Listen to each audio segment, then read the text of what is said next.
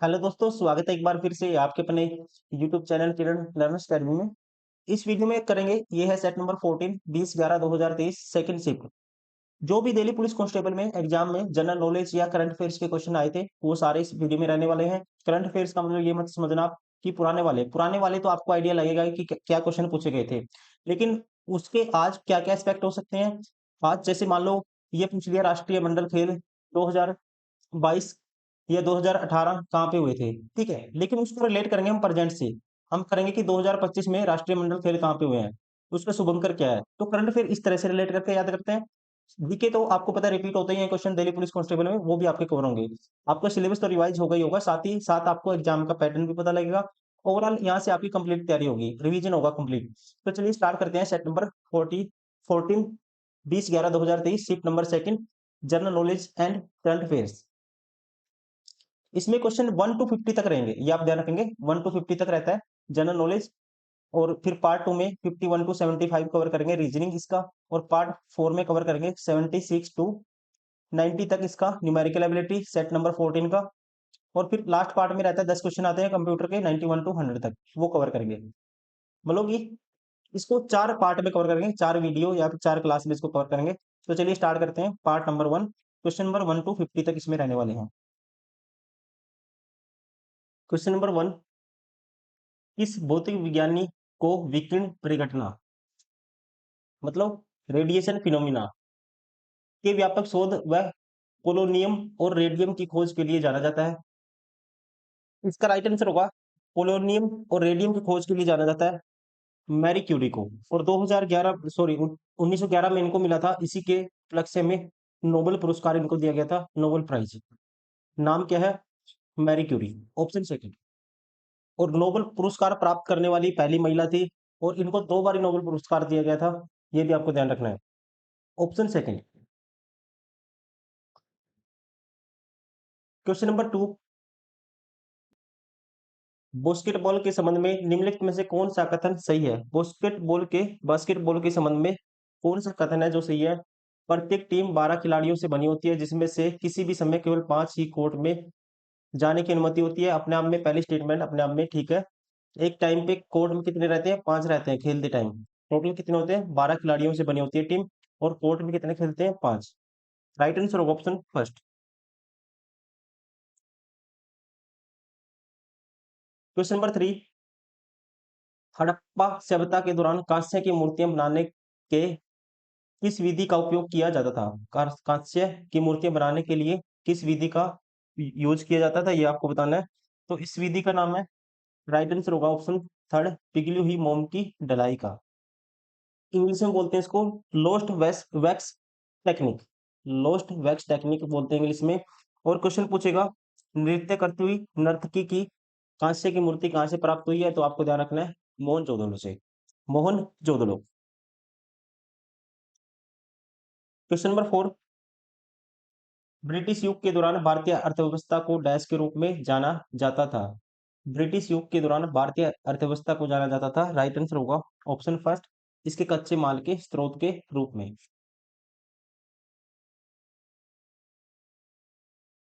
Question number 5, वर्ष 2022 में आयोजित 36वें राष्ट्रीय खेलों का उद्घाटन किसने किया था? तो यहाँ पे ये क्वेश्चन इंपॉर्टेंट नहीं है, आपको याद रखना है 2024 और 25। 2024 में दोस्तों राष्ट्रीय खेल आयोजित नहीं हुए थे, 2025 में आयोजन हुआ है इनका, ध्यान रखना आपको। 28 जनवरी से लेके 14 फरवरी 2025 तक ये चले थे। कहाँ पे? उत्तराखंड में। कौन से नंबर के थे ये आपको ध्यान रखना है, 38वें नंबर के। 38वां इनका एडिशन था, 38 एडिशन। शुभंकर पूछेगा, शुभंकर कौन सा था? मौली। मौली जो शुभंकर है, इसका नाम रखा गया था मौली। उत्तराखंड के राज्य पक्षी मोनाल से प्रेरित कर होके इसका नाम रखा गया था। मोनाल के राज्य पक्षी है किसका? उत्तराखंड का मोनाल, उसके नाम पे इसका जो शुभंकर था इसका नाम रखा गया था मौली। ये आपको ध्यान रखना है। लेकिन इसका आंसर होगा ऑप्शन सेकंड, नरेंद्र मोदी। 2022 में 36वें राष्ट्रीय खेलों का उद्घाटन किसने किया? नरेंद्र मोदी ने। और ये भी आप ध्यान रखेंगे 2025 में जो हुए थे उत्तराखंड में, इसका आयोजन आयोजन भी नरेंद्र मोदी ने किया था उत्तराखंड के देहरादून में। कहाँ पे? देहरादून।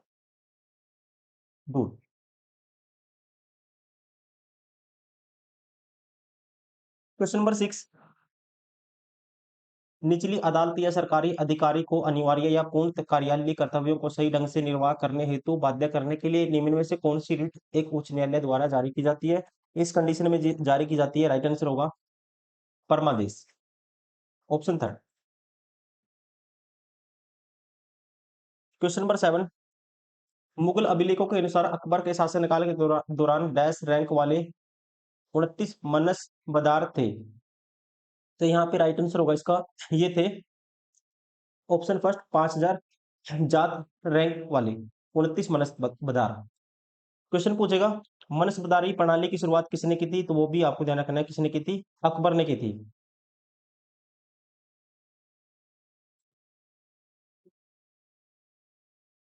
क्वेश्चन नंबर 8, निम्नलिखित में से किसे 26 जनवरी 1950 को राष्ट्रीय प्रतीक के रूप में अपनाया गया था?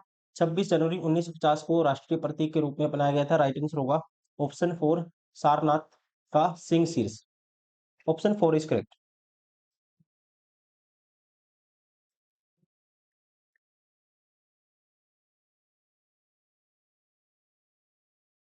क्वेश्चन नंबर 9, पद्म भूषण पुरस्कार से सम्मानित कुमारी कमला डैश की प्रसिद्ध नृत्यांगना है? कमला कुमारी है, आपको ध्यान रखना है, इनका रिलेशन है भारतनाट्यम से, भारतनाट्यम से।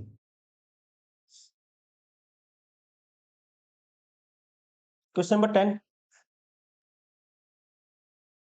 पश्चिमी घाटों की सबसे ऊंची चोटी निम्नलिखित में से कौन सी है? पश्चिमी घाटों की माना जाता है सबसे ऊंची चोटी का नाम है option third Anamudi,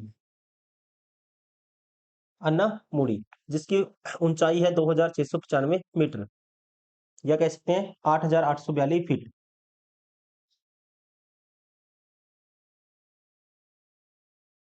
question number 11, Bharat की आकस्मिकता निधि का संचालन डैश द्वारा किया जाता है? The contingency fund of India is operated by. तो ध्यान रखना आपको, राइट आंसर होगा ऑप्शन 4 राष्ट्रपति के द्वारा। क्वेश्चन नंबर 12, डैश को किसी देश में उत्पादित अंतिम वस्तुओं और सेवाओं के मूल्य के रूप में जाना जाता है? तो इसे बोलते हैं राष्ट्रीय आय। राष्ट्रीय आय को किसी देश में उत्पादित अंतिम वस्तुओं और सेवाओं के मूल्य के रूप में जाना जाता है, नेशनल इनकम।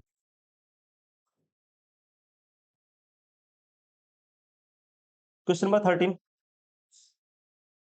प्रारंभिक वैदिक समाज में परिवार के मुखिया को किस नाम से जाना जाता था? दोस्तों, परिवार के मुखिया को कहते थे कुलप।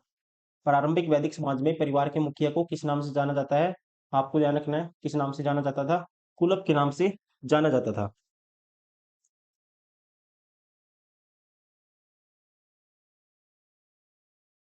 क्वेश्चन नंबर 14, पंडित एस बालेश बजंत्री एक डैश कलाकार है? इनका रिलेशन है ऑप्शन थर्ड सेनाई से, ये है एक सेनाई वादक।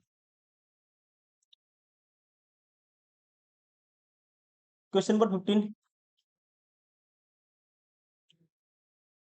कॉलेजियम प्रणाली के संबंध में निम्नलिखित में से कौन सा कथन गलत है? गलत बताना आपको, तो ध्यान रखना आपको, कॉलेजियम प्रणाली सर्वोच्च न्यायालय और उच्च न्यायालय में न्यायाधीशों की नियुक्ति और उनके जो ट्रांसफर है उस प्रोसेस को कहते हैं कॉलेजियम प्रणाली प्रोसेस, और इसको अपनाया गया था 1993 में, ये भी आपको ध्यान रखना है। अब गलत कौन सा हो गया? यही गलत हो गया, चौथा 2007 नहीं आएगा, 1993 आएगा। पहला ठीक है, इस प्रणाली को सर्वोच्च न्यायालय के फैसले के माध्यम से विकसित किया गया था। इसमें मुख्य न्यायाधीश और सर्वोच्च न्यायालय के 4 वरिष्ठ न्यायाधीश शामिल होते हैं। यह न्यायाधीशों की नियुक्ति और स्थानांतरण की अनुशंसा करता है। ये मैं बता चुका हूँ, सारे ठीक है, राइट आंसर ऑप्शन 4। इस प्रणाली को वर्ष कब शुरू हुई थी? 1993 में। वर्तमान में पूछेगा भारत के जो चीफ जस्टिस हैं वो कौन है, ये भी आपको ध्यान रखना है। वर्तमान में 52वें नंबर के जो चीफ जस्टिस हैं इनका नाम है भूषण रामकृष्ण गवई, भूषण रामकृष्ण गवई। क्वेश्चन नंबर 16, प्लेटी हेल्मिंथिस में पाचन तंत्र में कितने छिद्र होते हैं? ध्यान रखेंगे आप, फाइलम प्लेटी हेल्मिंथिस एनिमिलिया किंगडम, एनिमिलिया किंगडम के अंदर आता है ये। किसमें आता है? एनिमिलिया किंगडम में आता है ये।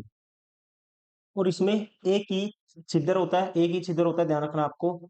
एक ही इसमें क्या होता है? एक ही छिद्र होता है मुंह और गुदा के रूप में। राइट आंसर होगा ऑप्शन सेकंड, सिंगल, एक।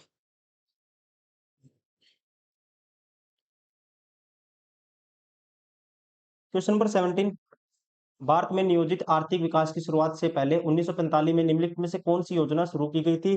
तो यहाँ पे इसका राइट आंसर होगा, ये की गई थी ऑप्शन फर्स्ट, जन योजना, द पीपल्स प्लान। और इसको तैयार किया था एम एन रॉय ने। क्वेश्चन नंबर 18, निम्नलिखित में से कौन सा सहकारी क्षेत्र उद्योग का एक उदाहरण है? सहकारी क्षेत्र का इनमें से उदाहरण है, राइट आंसर होगा ऑप्शन फर्स्ट, कोयर इंडस्ट्री, कोयर उद्योग।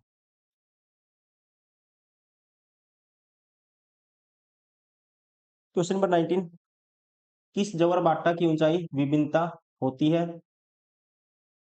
विच of the tides have variation in height? Height में वेरिएशन होते हैं, राइट आंसर होगा ऑप्शन सेकंड, मिश्रित ज्वार भाटा, मिक्स्ड टाइड में। क्वेश्चन नंबर 20, 8वीं शताब्दी के मध्य में राष्ट्रकूट प्रमुख दंतीदुर्ग ने अपने चालुक्य अधिपति को पद से हटा दिया और डैश नामक एक अनुष्ठान किया। इसने किया था हिरण्य गर्भज्ञ नामक एक अनुष्ठान, option four. Question number 21, Bharat के राष्ट्रपति के चुनाव में विवाद याचिका निम्नलिखित में से किस में दायर की जा सकती है? तो आपको ध्यान रखना है, राष्ट्रपति के चुनाव में विवाद याचिका केवल दायर की जा सकती है, राइट आंसर होगा ऑप्शन सेकंड, केवल भारत का सर्वोच्च न्यायालय में, option second. Question number 22, Kavadi Attam Bharat के निम्नलिखित में से किस राज्य का एक प्रमुख लोक नृत्य है? कवाड़ी अट्टम है ऑप्शन फर्स्ट, तमिलनाडु का। किसका है? तमिलनाडु का। क्वेश्चन नंबर 23, हम्पी के विट्ठल मंदिर में डैश स्तंभ है जो संगीत स्वर उत्पन्न करते हैं? तो इसमें हम्पी में दोस्तों, हम्पी के जो विट्ठल मंदिर में है 56 स्तंभ जो संगीत स्वर उत्पन्न करते हैं, right answer of option four.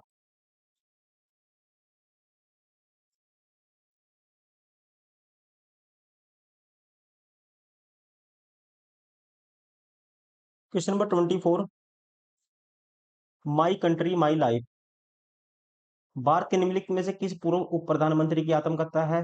My country my life है, राइट आंसर होगा ऑप्शन फर्स्ट, लाल कृष्ण आडवाणी की।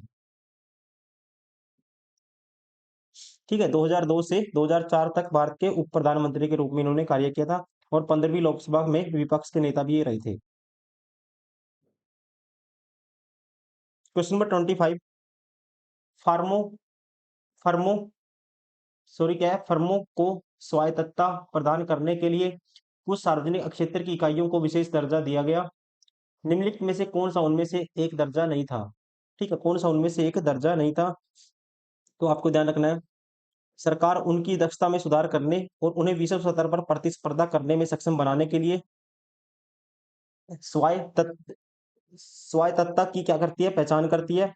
और उसी आधार पर महारत्न, नवरत्न और मिनी रत्न इनकी घोषणा की जाती है। तो उनमें से एक नहीं है, कौन सा? देवरत्न ही है।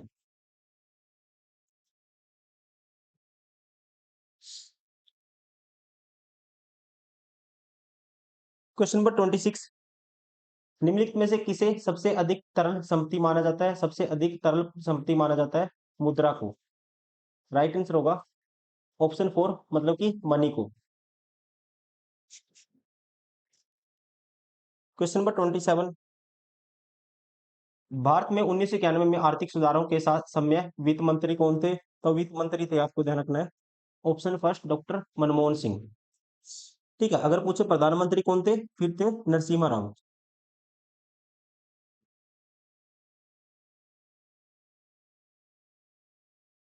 क्वेश्चन नंबर 28, निम्नलिखित में से किसने तानसेन को मियां की उपाधि दी थी?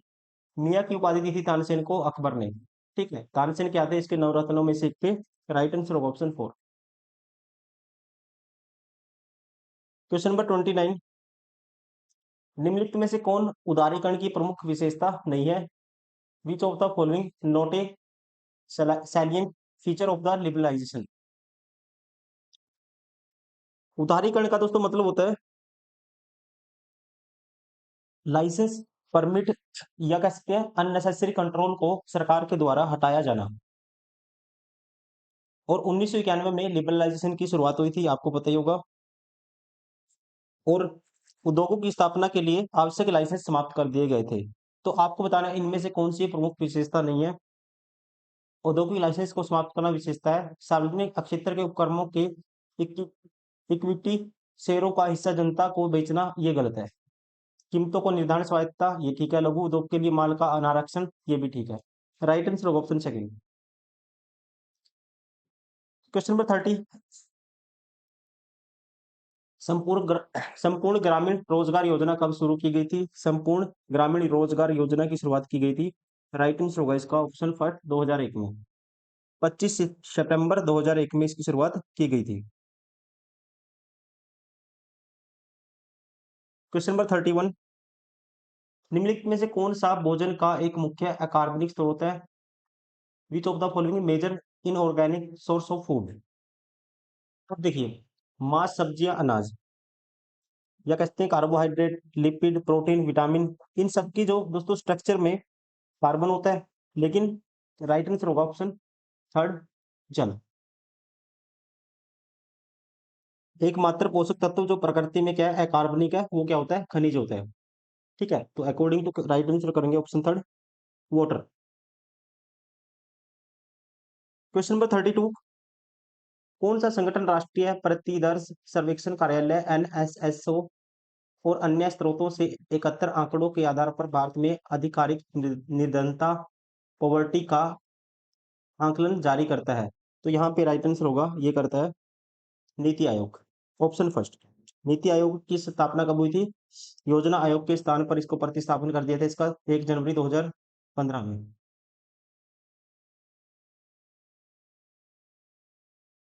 क्वेश्चन नंबर 33, स्वर्ण सिंह समिति के सुझावों पर आधारित भारतीय संविधान में निम्नलिखित में से क्या जोड़ा गया था? तो उनकी सिफारिश से जोड़ा गया था भारत में मौलिक कर्तव्यों को शामिल किया था 42वें संविधान संशोधन 1976 के द्वारा। 10 मौलिक कर्तव्य जोड़े गए थे, फिर 11वां जोड़ा गया था 2002 में 86वां संविधान संशोधन के द्वारा, ऑप्शन फर्स्ट। ठीक है, सिफारिश किसने की थी? स्वर्ण सिंह समिति ने।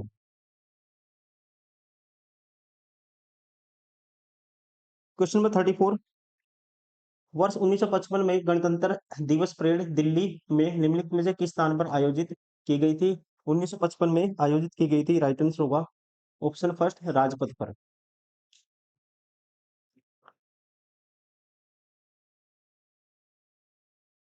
क्वेश्चन नंबर 35,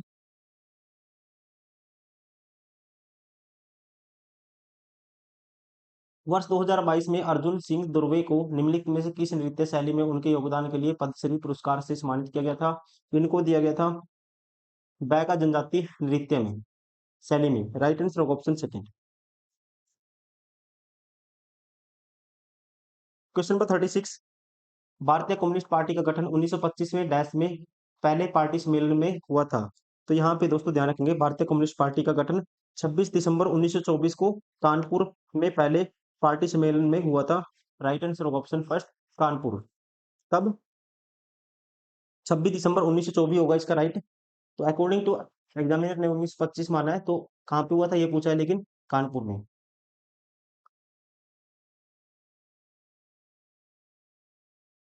खो खो मैदान की माप कितनी होनी चाहिए? खो खो मैदान की जो माप होती है, ये आपको ध्यान रखना है, ये होती है ऑप्शन फोर 27 गुना 16 मीटर, 27 × 16 मीटर। फीट में पूछे 89 × 52 फीट। पूछेगा कौन कितने खिलाड़ी होते हैं, टोटल 12 खिलाड़ी होते हैं, और कोर्ट में कितना खेलते हैं, 9 खिलाड़ी खेलते हैं एक टाइम पे। ठीक है, ये भी आपको ध्यान रखना है। क्वेश्चन नंबर 38, निम्नलिखित में से किस देश ने तीसरी नेत्रहीन क्रिकेट विश्व कप T20 चैंपियनशिप जीती? तो यहाँ पे राइट आंसर होगा इसका 2022 में ये जीती थी भारत ने। इसके अलावा क्रिकेट से कुछ फैक्ट याद रखेंगे दोस्तों। 2024 का वर्ल्ड कप भारत ने जीता था, T20 वर्ल्ड कप किसने जीता था? भारत ने साउथ अफ्रीका को हराया था। और WTC वर्ल्ड टेस्ट चैंपियनशिप पहली बार आपकी बार जीता है साउथ अफ्रीका ने, ऑस्ट्रेलिया को हराया है, साउथ अफ्रीका ने जीता है इसको, ठीक है। और चैंपियंस ट्रॉफी भारत ने जीती थी, इंडिया ने किसको हराया था, इंडिया ने न्यूजीलैंड को हराया था, ये भी आपको ध्यान रखना है।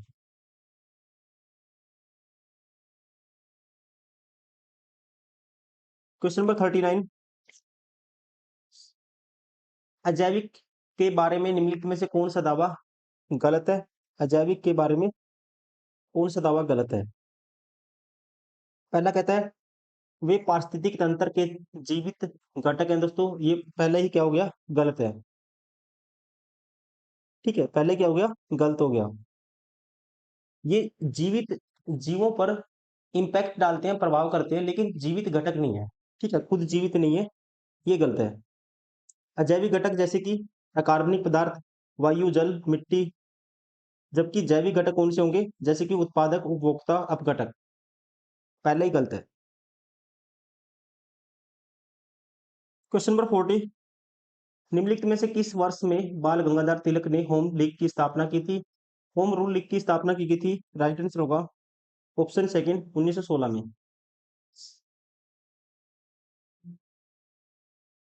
क्वेश्चन नंबर 41, निम्नलिखित में से किस दिन नेताजी सुभाष चंद्र बोस की जयंती मनाई जाती है? नेताजी सुभाष चंद्र बोस की जयंती मनाई जाती है 23 जनवरी को, राइट आंसर होगा ऑप्शन 4। जन्म कब हुआ था? 1867 में, 23 जनवरी 1867 को हुआ था, उड़ीसा के कटक में, उड़ीसा के कटक में इनका जन्म हुआ था 23 जनवरी 1867 में। क्वेश्चन नंबर 42, निम्नलिखित में से किसने कामायनी की रचना की? कामायनी की रचना की थी, राइट आंसर होगा यहाँ पे ऑप्शन फर्स्ट जयशंकर प्रसाद ने। क्वेश्चन नंबर 43, द्वितीय प्रशासनिक सुधार आयोग की कौन सी रिपोर्ट पंचायती राज की सिफारिश से संबंधित है? तो ये है, राइट आंसर होगा, इसका ध्यान रखना आपको, पंचायती राज संस्था, PRI बोलते हैं इसको। 73वें संवैधानिक संशोधन अधिनियम 1992 के माध्यम से इसको संवैधानिक दर्जा दिया गया था। और द्वितीय प्रशासनिक सुधार आयोग की छठवीं रिपोर्ट पंचायती राज की सिफारिशों से संबंधित है, ऑप्शन थर्ड। कौन सी, छठी। क्वेश्चन नंबर 44, राउरकेला इस्पात संयंत्र को डैश के सहयोग से विकसित किया गया है? यह क्वेश्चन बार बार पूछा जाता है, तो ये किया गया है जर्मनी के सहयोग से, ऑप्शन फर्स्ट। किससे? जर्मनी के सहयोग से। और इसकी स्थापना सबसे पहले किसने की थी? राउरकेला की पंडित जवाहरलाल नेहरू ने 1953 में, ये भी आपको ध्यान रखना है, पूछा था ये क्वेश्चन में दिल्ली पुलिस में, 1953 में पंडित जवाहरलाल नेहरू।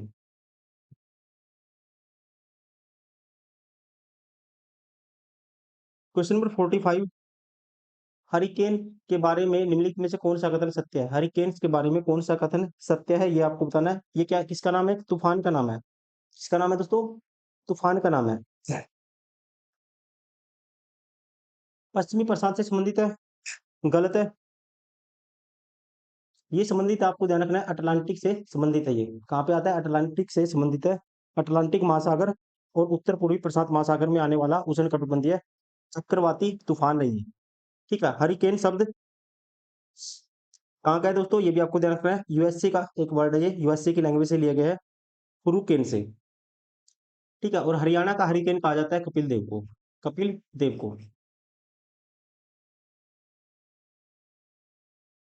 क्वेश्चन नंबर 46, 1916 में कांग्रेस और मुस्लिम लीग ने ऐतिहासिक डैश पर हस्ताक्षर किए थे? इन्होंने किए थे, राइट आंसर होगा लखनऊ समझौते पर। क्वेश्चन नंबर 47, निम्नलिखित में से कौन सा सामाजिक और आर्थिक लोकतंत्र के आदर्शों को बढ़ावा देने के लिए है? तो यहाँ पे राइट आंसर होगा सामाजिक और आर्थिक लोकतंत्र के आदर्शों को बढ़ावा देने के लिए है, ऑप्शन फर्स्ट एकल नागरिकता।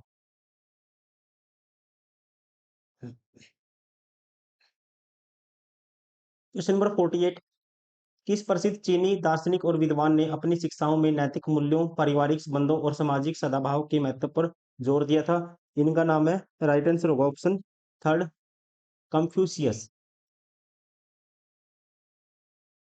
क्वेश्चन नंबर 49, किस घटना के बाद महात्मा गांधी ने असहयोग आंदोलन वापस ले लिया था दोस्तों? महात्मा गांधी ने, ध्यान रखेंगे आप, असहयोग आंदोलन वापस ले लिया था, घटना थी ऑप्शन फर्स्ट 1919 के जलियांवाला बाग हत्याकांड के बाद। ठीक है। और उसने रविंद्रनाथ टैगोर ने अपनी जो नाइटहुड की उपाधि थी, टाइटल था, वो भी लौटा दिया था। क्वेश्चन नंबर 50, निम्नलिखित में से कौन सा नृत्य आमतौर पर उड़ीसा में किया जाता है? उड़ीसा में इनमें से आमतौर पर किया जाता है। ऑप्शन सेकंड घुमरू, घुमरा। ठीक है, क्या कहते हैं इसको? घुमरा। घुमरा उड़ीसा के कालाहंडी जिले में एक लोक नृत्य है, ये आपको ध्यान रखना है। कौन से जिले में? कालाहंडी।